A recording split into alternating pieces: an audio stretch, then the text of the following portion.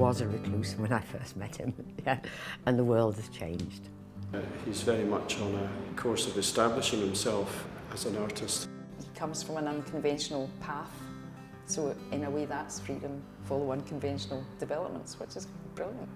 I don't think I could ever be an abstract painter because of the suddenness and the lack of clarity sometimes, for me anyway. So my problem, if I have one, is knowing when to stop. And detail is something that comes natural to me. Perhaps that's due to my past career, I'm not sure, but I don't necessarily want to paint realism or super realism, but I want to reflect the detail in the paintings that I do, and I think I've been fairly consistent in doing that with most of my work.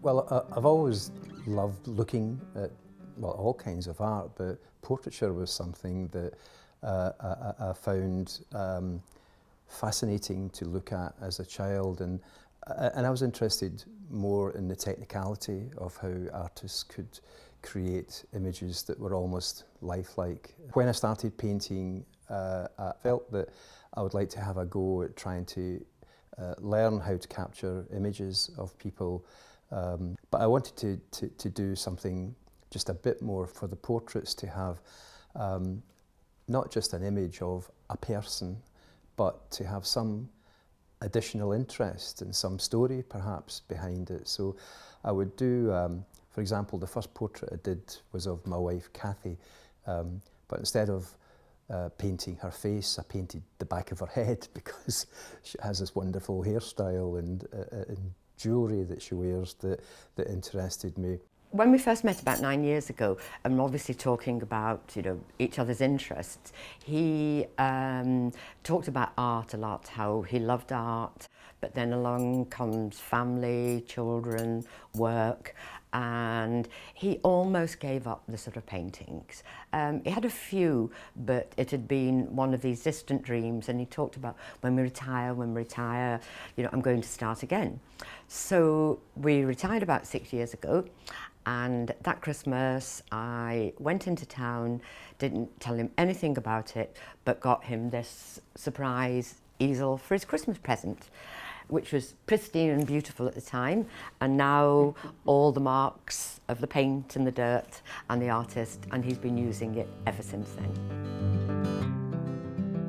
When I was at school, like many other young people, are influenced greatly by their teachers, and my art teacher, Mr. McIntosh, was very encouraging towards myself and felt that I should take my art further, and he suggested that I apply to get into art school. So I went down to London after I left school with my portfolio.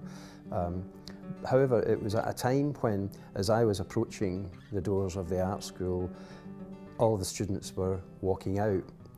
And that was because it was during the 60s when the student revolts were taking place in London and Paris and various other parts of the world. And so instead of going to art school, I joined those rebels, if you like.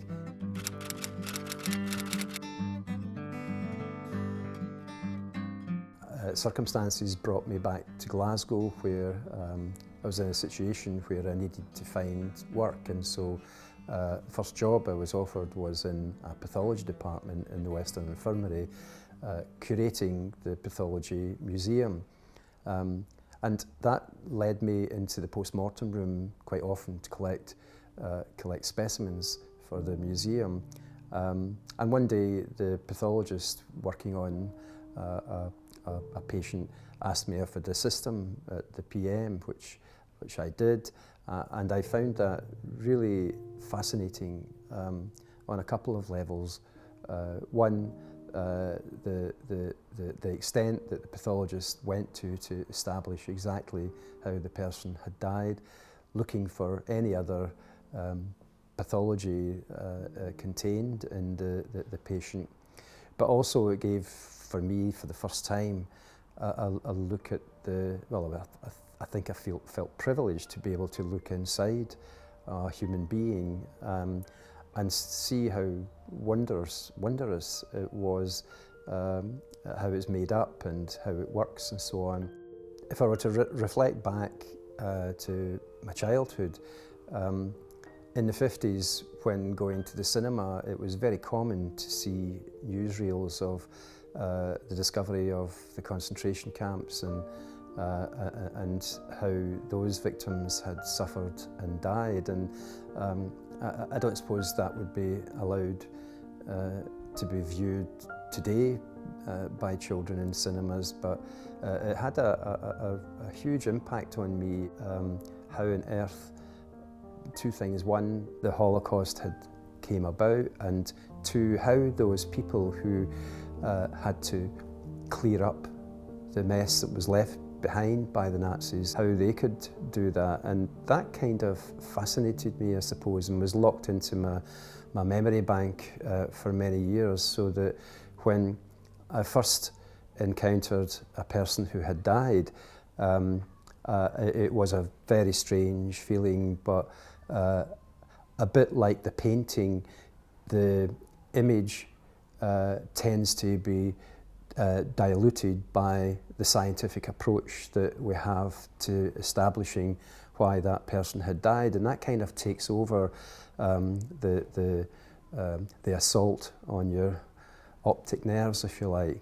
As I went through every type of death, from someone who died of natural causes to someone who'd been who'd suffered a traumatic death, in the lead up to the work for the UN, whilst I wasn't prepared for the sheer numbers, I was able to cope with that probably far better than most of the other teammates.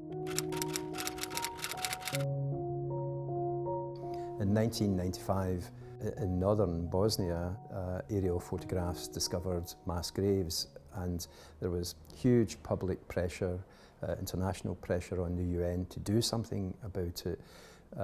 And so I was asked to join the first team of international specialists in forensic work to go out to that area to assist with the gathering of evidence of either war crimes, crimes against humanity, or genocide. And so in 1996, shortly after the graves were discovered and it was safe enough for us to go in there, we went out to the mass graves near Srebrenica and did in fact gather evidence of mass murder that the courts decided constituted a genocide. And when I first went out there, I was taken aback by the enormity of it. Whilst I had worked with death for 30 odd years beforehand, I had never come up against anything on the scale. And the additional element that made it slightly more traumatic was that the victims' families believed that their loved ones were still alive and in work camps, possibly in Serbia.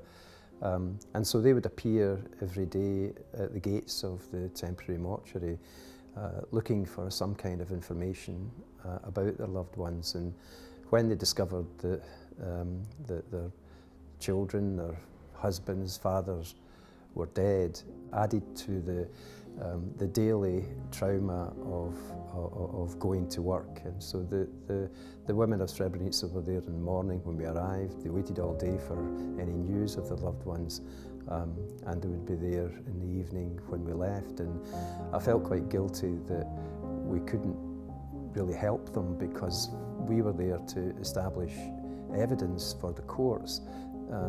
Identification in the early days wasn't something that we were able to do.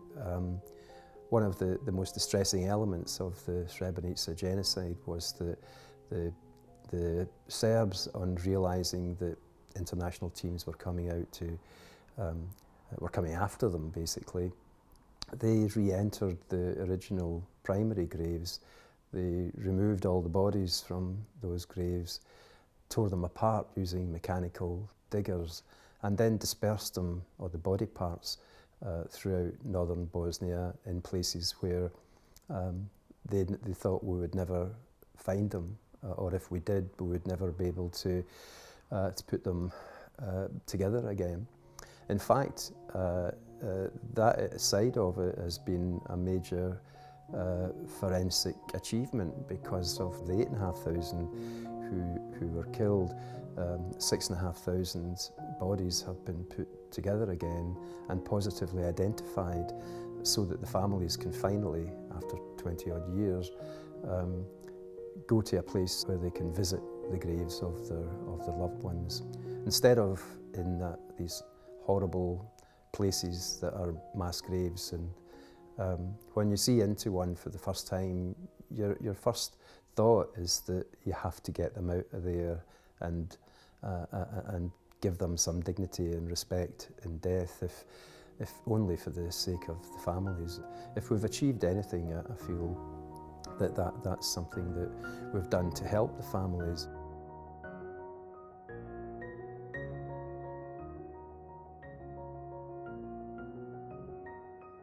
The work he'd done, obviously, in Bosnia was pretty horrific.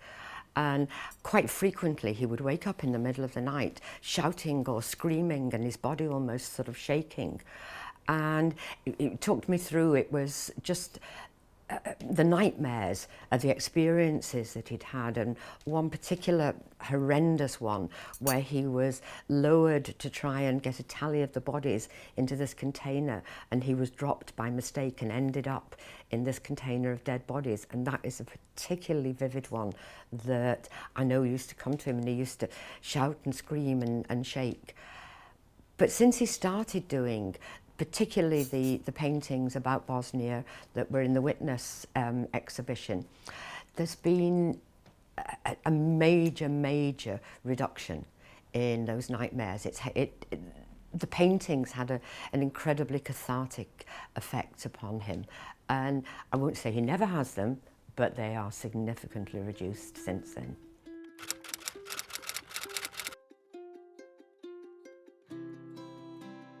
We devised a project called What's in a Mile, where we invited professional and non-professionals an opportunity to exhibit anything creative they were producing if they lived or worked within a mile radius of Iota. So a very interesting lady came in one day and said, "My husband paints and I think he's quite good, but he's a bit shy." So we said, "Perfect, bring him down with some of his work and I'm sure we'll be interested." He was, "Oh my God, what have you done?" But we took 3 of them down and they looked at them, and I can remember Duncan saying, "This is the work of an artist." And Robert's face, my goodness, nobody's ever said that to me before. And that's the beginning of the journey that he's still on. Yeah, that was incredible. They have been brilliant, absolutely brilliant. But he was very shy about it, and he was very unassuming. And frankly was asking, "Do I have talent?" Quite clearly. So with the background history of Robert's professional work as a forensic technician, we were asking more about that, and then he told us about Bosnia and so on, and mentioned that he had done some paintings regarding that work. So we invited ourselves around to his house to see these paintings. And as soon as we saw them, we knew it was an important job that Iota should do, was to get these works out of that house and into public view, for 2 reasons: because of the history of the work and the humanitarian aspect to it, but also because this was clearly a talent that was exactly what we've been talking about, that talent that exists that doesn't have an opportunity to be seen.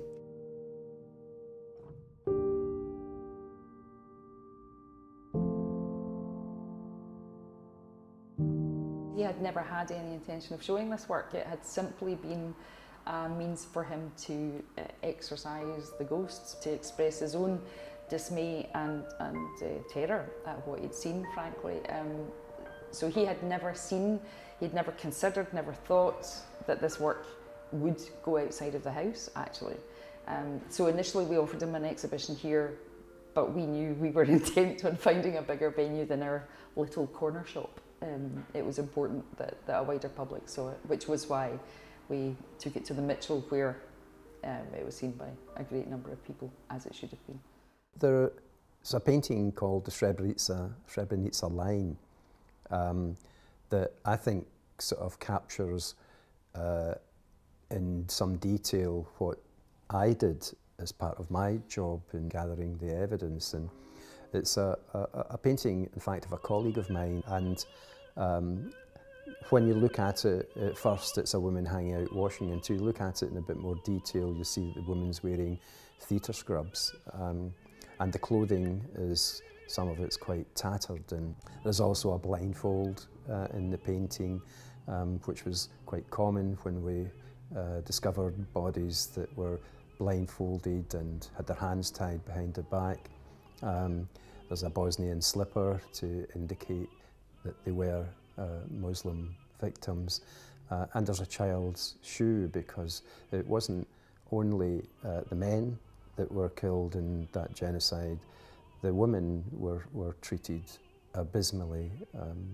Many of them were brutally raped and murdered, and so too were children. And there's been many witness statements to that effect. So that painting, for me anyway, is one that's quite important, because as a technician, part of my job, as well as assisting the pathologist and the anthropologist, was to gather the clothing and examine that.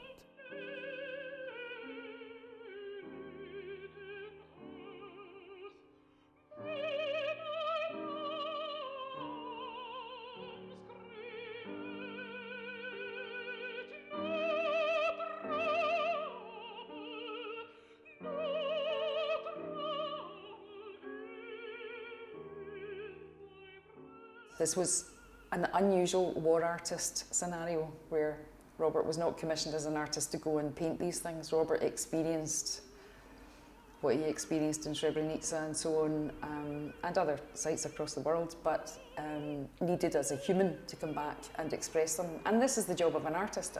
An artist's job is to see and report back. The man in the blindfold, that painting is called Witness because the victim is looking out at the viewer and as if to say that I am the witness, and what will be found will reveal exactly what happened to that man. And so when the victims were blindfolded, it did puzzle the team at first as to why that was the case, and it turned out that they would take groups of men and boys of about 20 or 30 at a time to a field where they were murdering the population, and they felt that the Serbs felt that if the victims saw what was in front of them, it would disrupt the killing. So they had no idea really when they came off the buses what was facing them, and hence the blindfolds.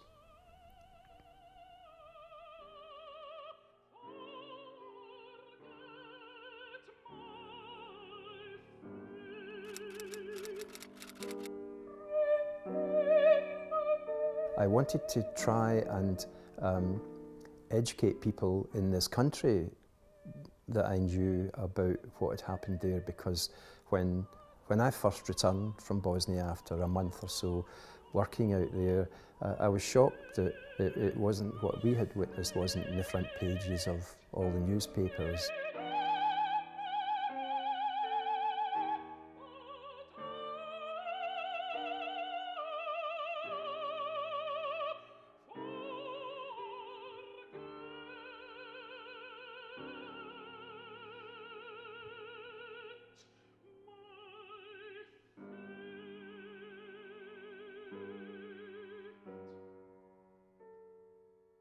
During the Parliament exhibition that I had last month, as well as MSPs and other important people looking at the paintings and being very kind with their compliments and so on, a young woman who works in the Parliament from the canteen came up in her pinny, and it turned out that she escaped from Bosnia as a 14-year-old with her mum and dad who had been in the concentration camps there, and she looked at the paintings and told me that she knows that I understand what the people went through, and I felt that of all the people that I met in the Parliament, she was the one that stood out to me as being the most important in all of this, and that's to remember the fact of what these people had gone through.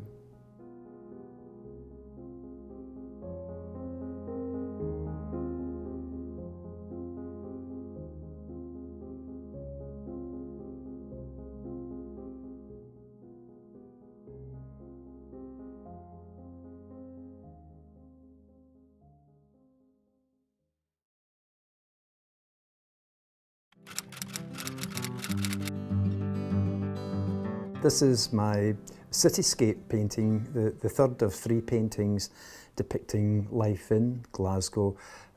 It's the centre of the city, in fact, in Buchanan Street, one of Glasgow's famous shopping streets. And I suppose the point of this painting is to try and illustrate the life in a busy city centre, especially the beautiful architecture that we have in the city. And it's one of 3 paintings, and the first one depicts a young woman inside a flat. In fact, it's inside this flat, and the kind of mystery about what goes on behind closed doors. And my next step was to take it out into the street, and so I painted a beggar and his dog in a street just not far from here.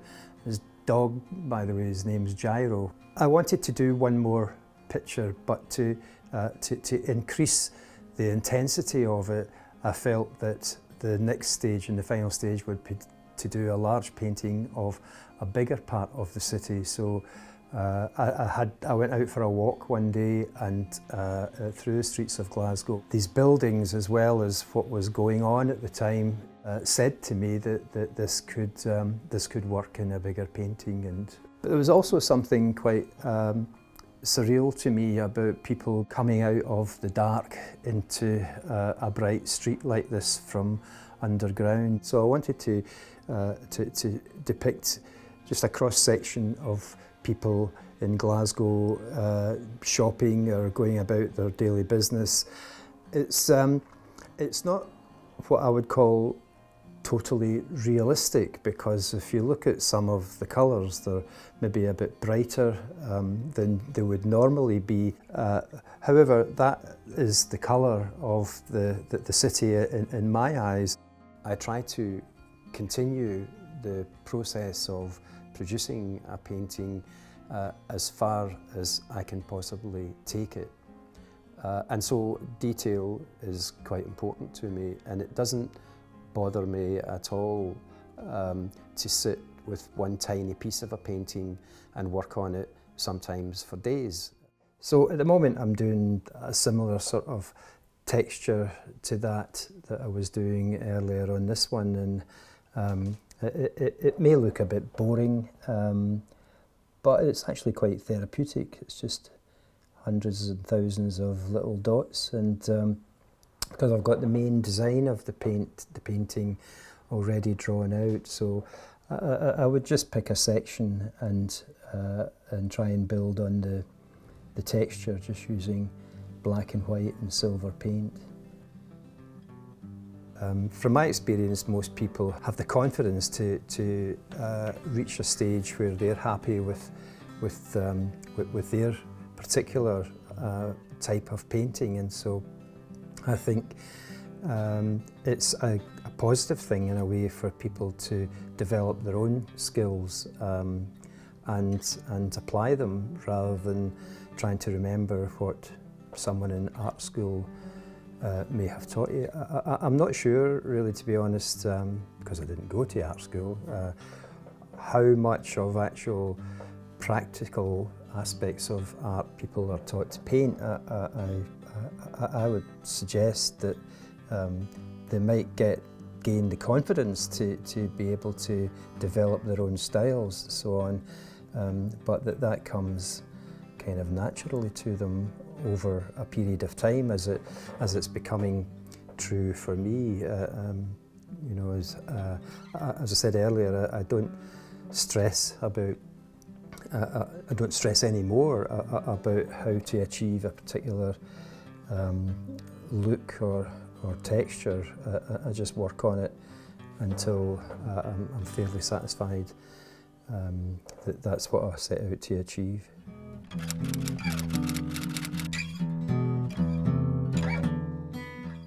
One of my secret ambitions is to have a painting shown in a place of great history, and the history behind the Leaper Gallery in Glasgow is fascinating. The Impressionists first were shown in that gallery by the proprietor at that time, Alexander Reed, and that gallery has been reconstituted back to its original form, and to have a painting of mine on the walls where such important and wonderful artists had theirs, and walking on the same floorboards, I believe they're still the original floorboards, to me is such a thrill.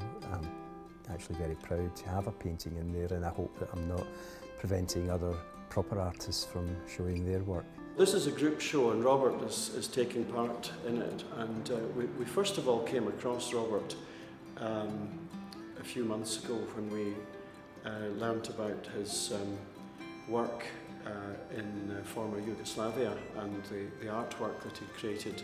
We're not showing any of those paintings, we're trying to show various other sides of what Robert is doing, and he's very much on a course of establishing himself as an artist, and we sold one or two paintings for him, so it's actually really nice to be able to give him wall space as part of a group show. It'll be interesting to see how the public react to his slightly more domestic work than what he's been making his name for. The curator of this gallery came up to my flat and had a look round some of the paintings that I have hanging in the walls, and he selected a mixture of paintings that he thought would fit in with the oncoming exhibition, and I'm pleased with his choice, especially the painting which is of a restaurant belonging to a friend of ours that I found a great subject to paint. And we were along there for a meal one night, and I just noticed the waitresses were caught in the light of the refrigerated container, and that inspired me to do that painting. Moira Jane's equally is a well-known Glasgow bistro, and serves very fine food. In the past I would have been more than happy just to come into a place like this and gaze in wonderment at some of the works on the walls, and so to have a few of my paintings here is such a privilege. I'm always inspired by looking at other works of art, and coming here today and noticing, for example, a painting that just is of fish. That subject too would attract me because it's just full of colour and challenges and textures. That's something that I hadn't thought about attempting before, but who knows, maybe that'll be a subject for the future. But part of this adventure is perhaps not knowing where I'll be in 5 years' time. I feel like a kid in a sweetie shop because all of those years of not being involved in paintings has given me so much that I've locked into my head. I feel there's still work I can do with the Bosnian situation, where there's some stories to be told through painting some of those people.